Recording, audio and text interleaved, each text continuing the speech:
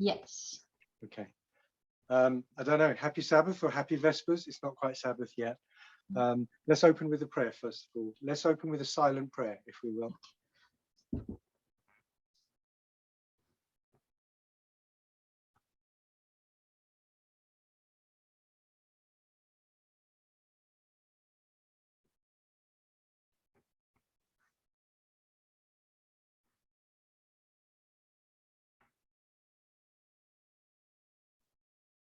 Amen. Okay, so I think we've got an hour for Vespers this evening, and I was asked to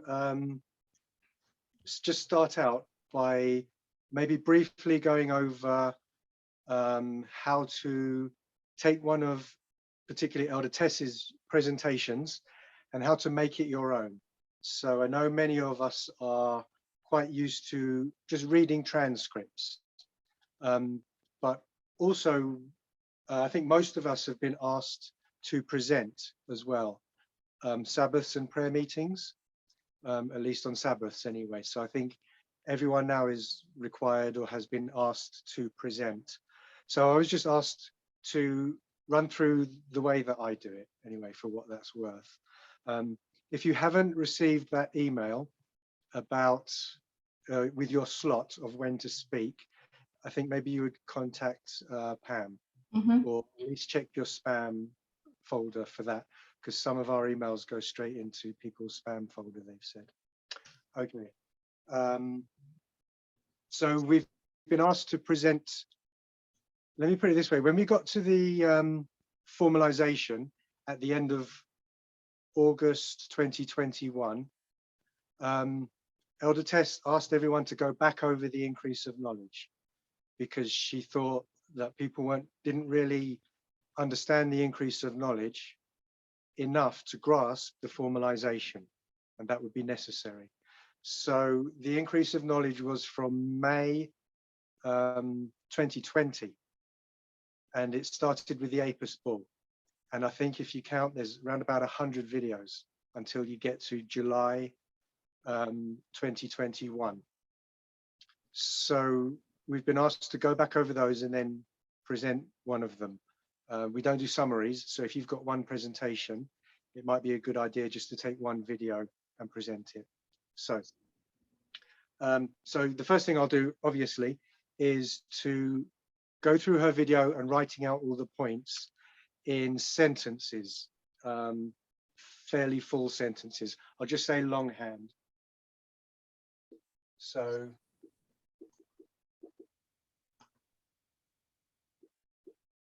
write out in longhand as opposed to shorthand. And then also, as you go through the video, about every 15 minutes or so, 10 or 15 minutes, I'll write down the timestamp into my notes. And the reason I do that is so that it's easy to go, if you're reading through your notes in the future and you're confused about something or you want to relook at something, you don't have to spend a long time finding that clip. You can narrow it down to the nearest 10 minutes. So include timestamps in your notes.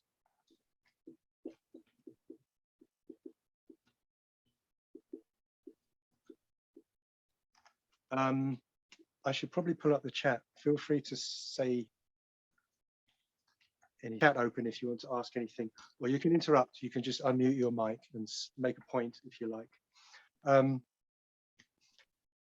There's something else that I'm quite strict about with myself, and that is I don't try to add to Elder Tess's research or add in my own points or add in my own research.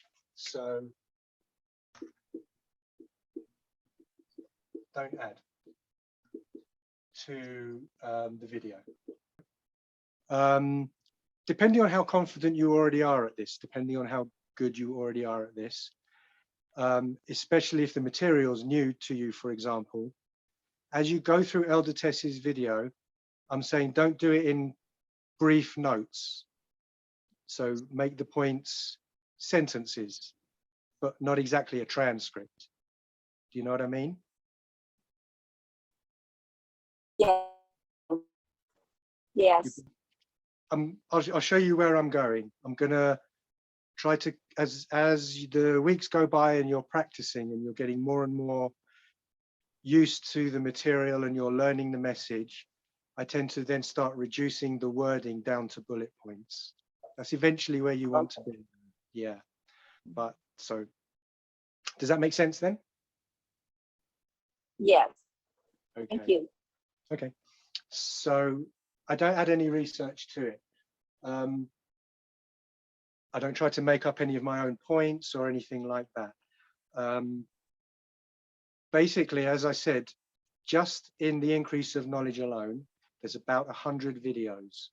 So if you find that you've got so much time on your hand that you can go off and research something that hasn't been presented, then I personally would prefer to spend that time just studying the next video.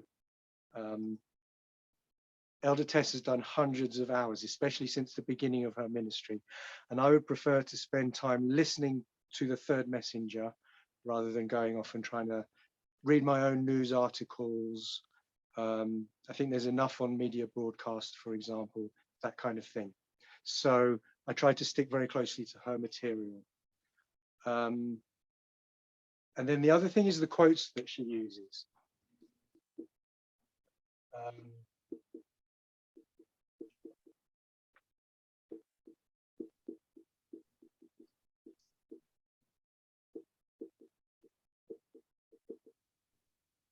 So I would also do the same with the quotes. Just stick to the portions of the article which she is quoting from. I'd be a bit more strict on that than anything, because Elder Tess has already said that she doesn't really like sending out the source article, because people will read the whole thing and think that she's endorsing the entire article or the entire position, when actually she might have a 5-page article and she just likes one paragraph or one sentiment or something like that. So she just wants to quote that one thing. So there's another reason I wouldn't take other quotes, even from the same article.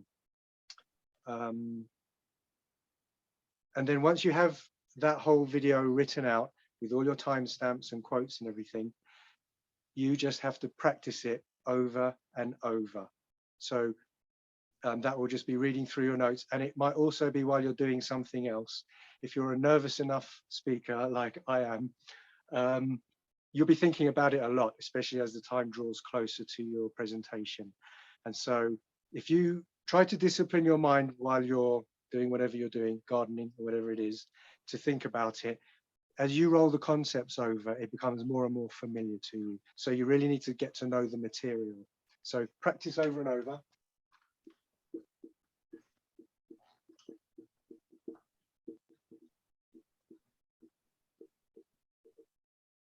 And just keep reading your notes over and over.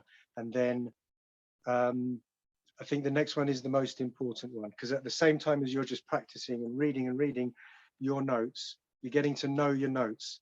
Knowing your notes, for me, is the most important thing.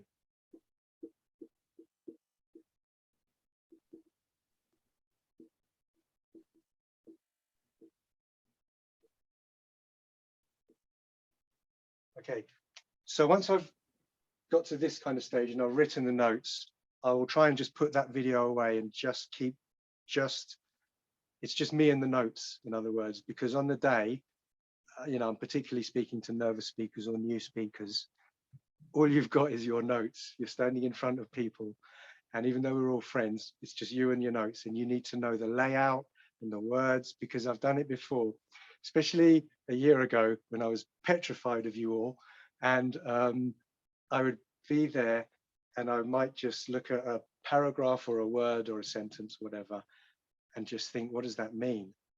Or I might get halfway through and then realize that the next paragraph is in the wrong place, and I'll have to quickly switch it around and then go back and try not to forget to go back to the right place and all of that. So knowing your notes is really the most important thing, and practicing over and over is, of course, reading from your notes and getting to know them. And then that will, of course, automatically lead to the second most important thing, which is getting to know your subject.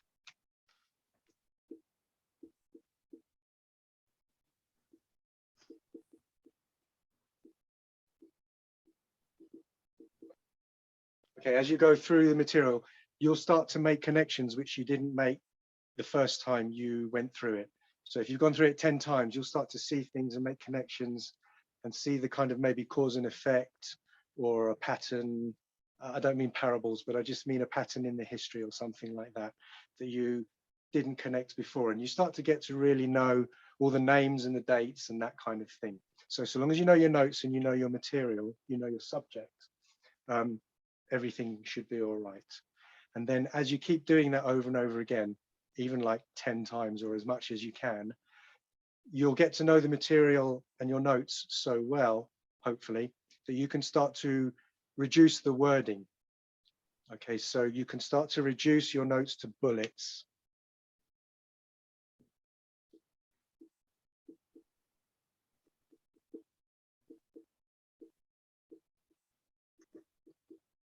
So you can reduce it to bullet points. And then in those bullet points, you can even just bold out keywords.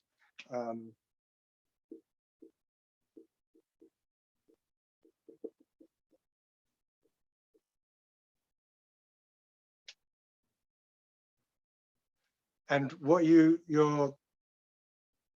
idea is that you know the material so well that you just need a word or two to prompt your memory to remind you what to say. So like almost a bit like subject headers or something like that. And what I'm trying to do by this stage is get away from just reading word from word. And this is really how it's now becoming your own. You're making it your own because you've read it so many times, you understand it in your own mind. And now at this stage, you can explain it in your own words rather than just reading word for word. Okay. And then, so you've practiced, you might have even, if you do morning worship, say with your family, you can ask them to present it, even 2 or 3 times. Present it to them so you get used to actually speaking in front of somebody. There's an important point. I have noticed that if you just sit on your own reading through them, you could do that maybe 5 or 10 times. But the day you actually stand up, even just in front of a family member and present it out loud, that's when you actually start to notice things like your notes are in the wrong order, you've made the points the wrong way around or something like that. There's something about standing up and presenting it which is different to just running through it over and over again in your own mind. So practice on someone.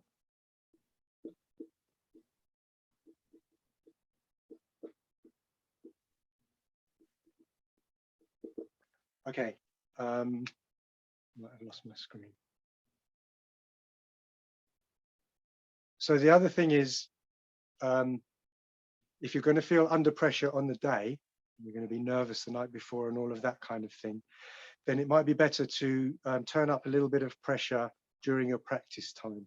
So I'm going to say, make it a bit more scary, practice on someone a bit more scary. So I, of course, am very scary. You can always call me and you can make a little slot, even if we haven't done classes before, and feel free to just practice it on me, even if you need to do that 3 or 4 times.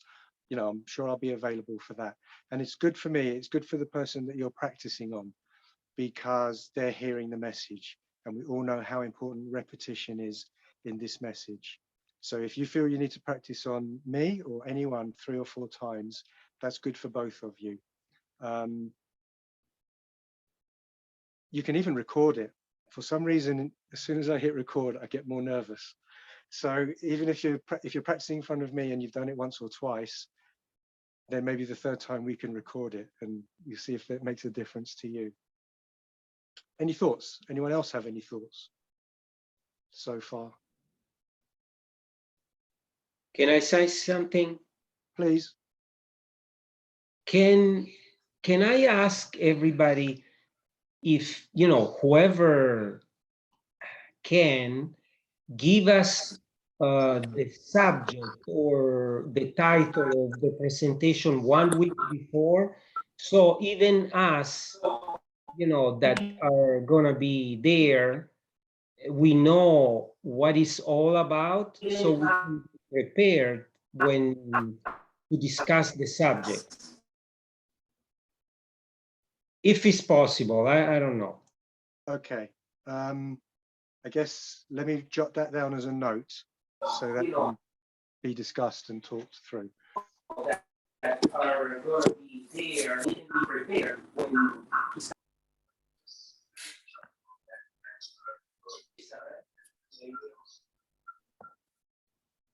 I guess that would require a lot of coordination between all the different speakers and everything. But I've jotted that idea down, so thanks for that.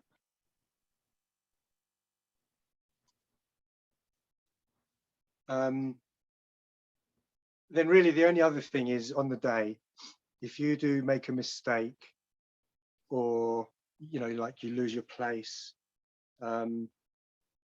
just don't worry. Like, we're all human. Just take it as if you would in a conversation and just say, oh, sorry, I messed that bit up, or I've lost my place. So I'm very sorry, I've got to go back, a couple of paragraphs and repeat it, and just deal with it perfectly normally. Because if you start to get very panicky and even more nervous, it will just get worse. So just deal with it like a normal conversation, as if you've said something wrong in a conversation, just between friends, that kind of thing. In the same way, if you can't answer a question, if you get a question and just say, I don't know, it's really no big deal.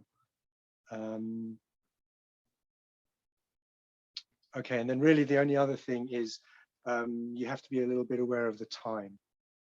I've noticed time isn't so much of a problem, because if you finish a bit early, then it just means questions and people's opinions can go on a bit longer. But keep an eye on the time to make sure you're not running out of time, because I think it's quite important not to go over time. So just glance at the clock. I should probably write that down.